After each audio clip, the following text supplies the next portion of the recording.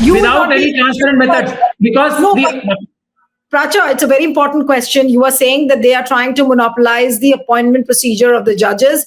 What is going to be the stand of the opposition? We had a leader like Mr. Jairam Ramesh on Monday who raises the issue. He gives it he gives it on a platter to Jagdeep Dhankar, and then Mr. Jagdeep Dhankar says that yes, let's have a discussion on this.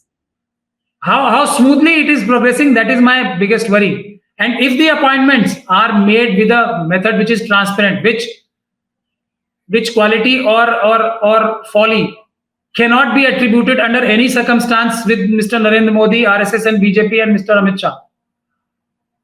This quality or lack of quality of transparency cannot. And I've just given examples of PM Care Fund. There are various examples which I can give, but I'm only giving one example. Right? I'm not taking the name of degree, which is the latest one. But let me come back to our fourth pillar, Mr. Arnab Goswami.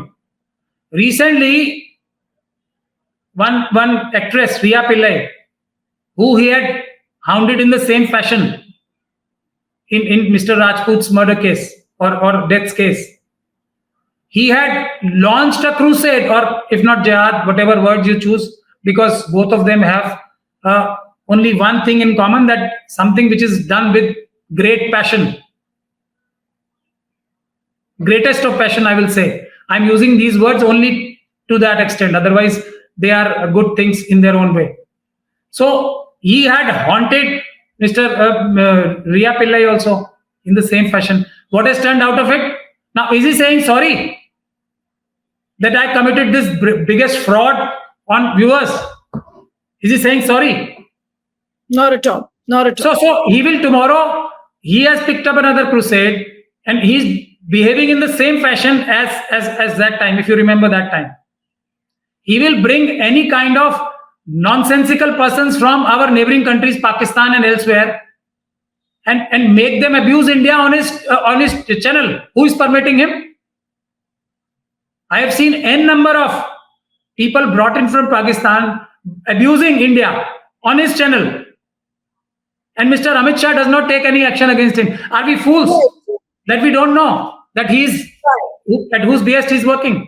No, you've elaborated much on this, the role of the media, then the role of the senior lawyers, role of the Home Minister, and what the Supreme Court Collegium is also doing. Now, my last question to you, Mahmood, is that you've joined all the dots. You've indicated that this is a grand design to bring in National Judicial Appointment Commission, and in it, the major players being the media, Mr. Jagdeep Dhankar, the Home Minister, senior lawyers of the Supreme Court, and you've tried to join the dots in your way. Now, what is the logical conclusion now to this case of Justice Yashwant Varma?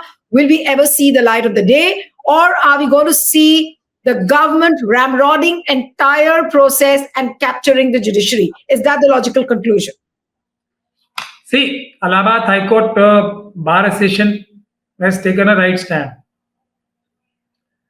There can be some explanation for the repatriation, because that is the parent body. So if somebody, and if you see the transfer as a favor or a benefit to a court where he got number 2 position, so relegating him back to his original cadre could be this could be the logic. I'm not defending this, but this could be the logic. But having said that, what is required is not this transfers and all, they are immaterial. The respect of judiciary is being transferred to disrespect. That is most important, and that can be solved by only one method. There is no, I'm saying this from day one, there cannot be any other method. There has to be an FIR. There has to be a criminal investigation to find out the truth, which again at the cost of repetition has to be free, fair, transparent, and to ensure transparency, videography, end-to-end videography has to take place, which has to be put in public domain after the charge sheet is filed, after the police report or the investigating agency's report is filed in a court of law. And let me add this last thing to this investigation. This investigation under no circumstance should be handed over to any officer of CBI, ED, NIA, or any police official without the supervision of a sitting Supreme Court judge. Under no circumstance, if it is handed over to any of these agencies, officials of these agencies, or a mixture of officials of these agencies, they will be 100%, that is my insinuation, under the control and thumb of Mr. Amit Shah and Mr. Narendra Modi. I have no doubt whatsoever. So some Supreme Court, if not more than one, Supreme Court sitting judge has to supervise the investigation, which again has to be videographed end to end, which has to be brought into public notice. There is no other way. FIRs have to be filed from both sides if need be. I am not on his side. I am on the side of the Constitution and finding out the truth. And I have some reputation. I am one lawyer who refuse cases. It is also very important for people to know. I refuse to take cases, and I am not very proud of this, but this is how I am. I don't take cases, narcotics cases. I don't take cases against the women. I don't take cases against the scheduled caste and scheduled tribe community. I have my principles. So I am saying this. And also, one positive point of mine is that I am not a senior advocate, designated senior advocate, and I will never be a designated senior advocate. I will not apply for it. If it is thrusted down my mouth also by the honorable judges, I will refuse flatly. So that is one more advantage I have, which should be considered while forming opinion. But don't forget, let the people of India unite. This collegium system is not the perfect system. It has to be improved. There has to be reservation for weaker section, SC, ST, OBC, and minorities, women. And there has to be transparency in appointment. There has to be an absolute transparency in appointments.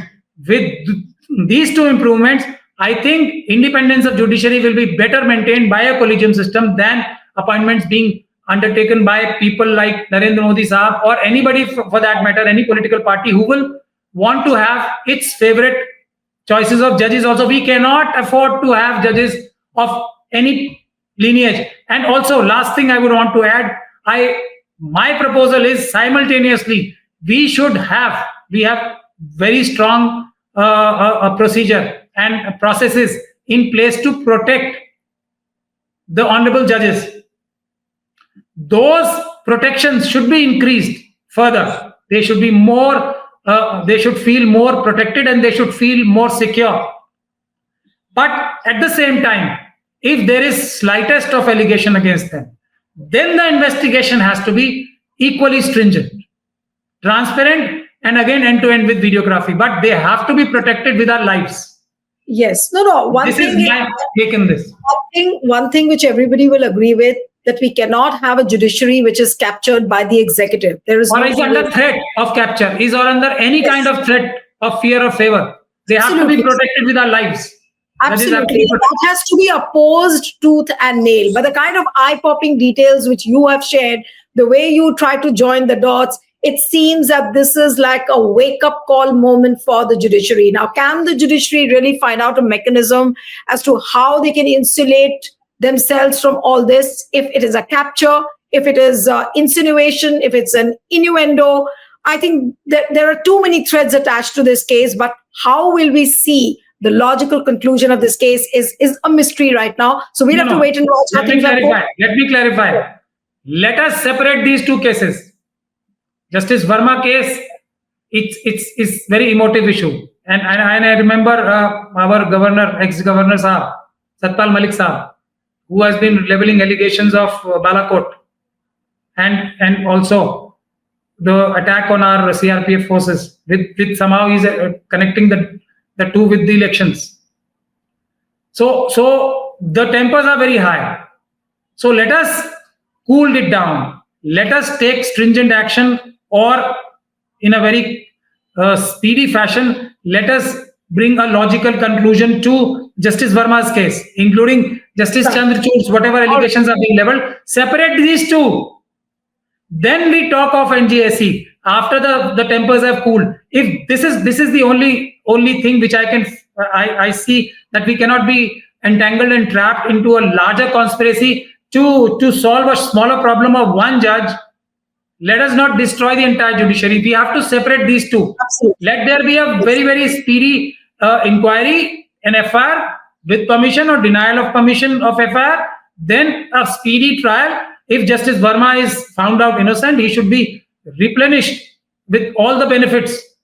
If he comes out with flying colors in a very short duration, a trial can be held. No, a delegated court could be there. Absolutely. Yes. If he comes back, he should be reappointed.